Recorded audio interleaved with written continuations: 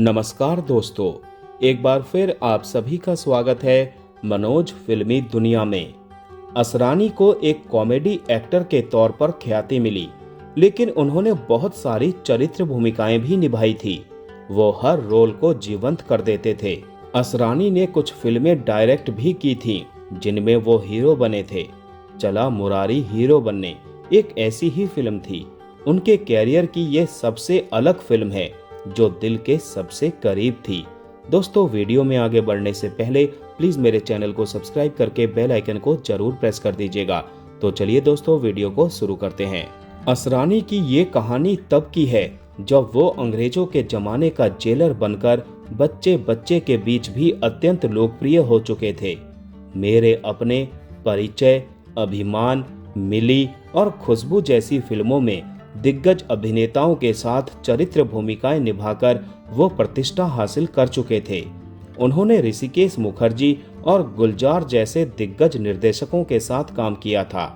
उन्हें बतौर comedy actor का तमगा खास तौर पर शोले फिल्म के बाद मिला था। उनकी लोकप्रियता और मांग उन्हें खूब उत्साहित कर रही थी। अब असरानी बतौर एक्टर बनकर आना चाहते थे, लेकिन धर्मेंद्र, राजेश खन्ना, जितेंद्र, अमिताभ बच्चन, विनोद खन्ना, शत्रुघ्न सिन्हा और ऋषि कपूर जैसे कलाकारों के आगे ये बहुत आसान नहीं था। लिहाजा उन्होंने खुद निर्देशक बनने की ठानी और खुद को हीरो भी बनाया। बतौर निर्देशक और मुख्य अभिनेता असरानी की फिल्म थी चला मुरारी हीरो बनने। यह सन 1977 में आई थी। इसे असरानी ने खुद ही लिखा भी था। दरअसल शोले, दीवार जैसी कुछ ऐसी फिल्में थीं जिन्हें देखने के बाद देश भर के बहुत सारे नौजवानों ने हीरो बनने के लिए मुंबई का रुख किया था। एक लहर सी देखी गई थी। चला मुरारी हीरो बनने में असरानी ने अपने किरदार में इस लहर को आत्मसात किया। वहीं आपातकाल के दौरान और उसके बाद फिल्मों का मिजाज बदलने लगा था। कहीं सिस्टम निशाने पर होता तो कहीं रोमांटिसिज्म का जोर। इस फिल्म में सिस्टम और रोमांटिसिज्म दोनों ही थे। सिस्टम फिल्म इंडस्ट्री का और रोमांटिसिज्म सपनों को साकार करने का। चला मुरारी हीरो बनने में उनके अलावा A.K. हंगल, बिंदिया गोस्वामी और सत्येन कप्पू जैसे कलाकार थे। इतनी सोच विचार करके बनाई गई यह फिल्म हालांकि बॉक्स ऑफिस पर बहुत कामयाब नहीं हो पाई। मूल रूप से ये कॉमेडी ड्रामा जॉनर की फिल्म थी। कहानी में जिस तरह से मुरारी को हीरो बनने के लिए बहुत पापड़ बेलने पड़ते हैं, उसी तरह काफी मेहनत करने पर भी असरानी को हीरो वाली मान्यता नहीं मिल सकी। ना तो इंडस्ट्री में किसी ने नोटिस किया और ना ही पब्लिक ने स्वीकारा। वो हंसने हंसाने वाले या हीरो के सहयोगी कलाकार के तौर पर ही जाने पहचाने गए।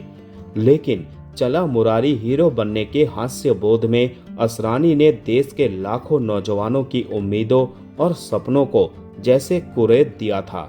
यह फिल्म उस जमाने में नहीं चली, लेकिन बाद के दौर में खूब सराही गई। ये असरानी की एक क्लासिक पेशकश थी। असरानी खुद एक संघर्षशील अभिनेता रहे हैं। जयपुर से मुंबई अपने सपने साकार करने गए। उनका पूरा नाम गोवर्धन असरानी था, लेकिन अपने उपनाम से वो विख्यात हुए। जयपुर में पहले आकाशवाणी के लिए वो काम करते थे। आवाज अच्छी थी, अंदाज में आकर्षण था, दिखने में भी हैंडसम थे। लिहाजा एक संघर्षशील अभिनेता को दुख और परेशानियों को कितना सहना पड़ता है, उसे उन्होंने जी कर महसूस किया था।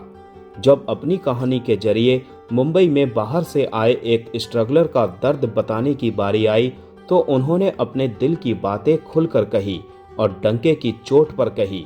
बाहरी कलाकार और इंडस्ट्री के अंदर स्टार किड होने में क्या फर्क है, किसे और कैसे फिल्मों में काम करने का मौका मिलता है, इसे दिखाने के लिए उन्होंने तब के सबसे चार्मिंग एक्टर ऋषि कपूर से बतौर गेस्ट एक्टर काम लिया।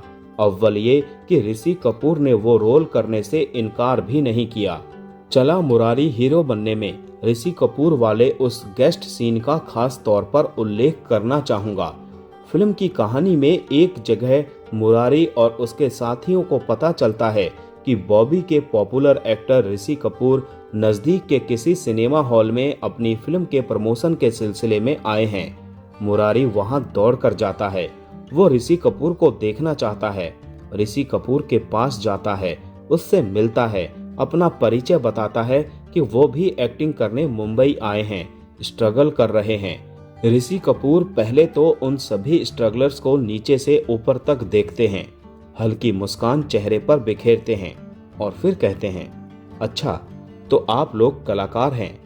ये सीन स्टार बनाम अभिनेता के द्वंद्व पर तीखा तंज था और ये काम असरानी जैसे अभिनेता अपनी निर्देशित फिल्म में करते हैं। गौरतलब है कि ऋषि कपूर अपने समय में सबसे लोकप्रिय नेपो किड थे। उन्हें ये गेस्ट रोल करने से कोई गुरेज भी नहीं था। ऋषि कपूर के अलावा धर्मेंद्र, हेमा मालिनी, अमिताभ बच्चन, नीतू सिंह, सुनील दत्त और किशोर कुमार जैसे कई और कलाकार इसमें मेहमान की भूमिका में हैं। फिल्म का अंत उस रोचक नोट से होता है जब मुंबई में एक और मुरारी दाखिल होता है। वहीं इसकी शुरुआत भी बतौर सूत्रधार अशोक कुमार से होती है। वो सिनेमा हॉल के अंदर पर्दे के बाहर चेयर पर बैठकर दर्शकों से मुखातिब हैं। अशोक कुमार कहते हैं, ये जो फिल्म है ये हम सबकी इच्छाओं, सपनों और भावनाओं की जीती जागती तस्वीर है। सपनों की गठरी बांधकर हर नौजवान मुंबई आता है कुछ बनने के लिए। ये एक ऐसे ही नौजवान की कहानी है।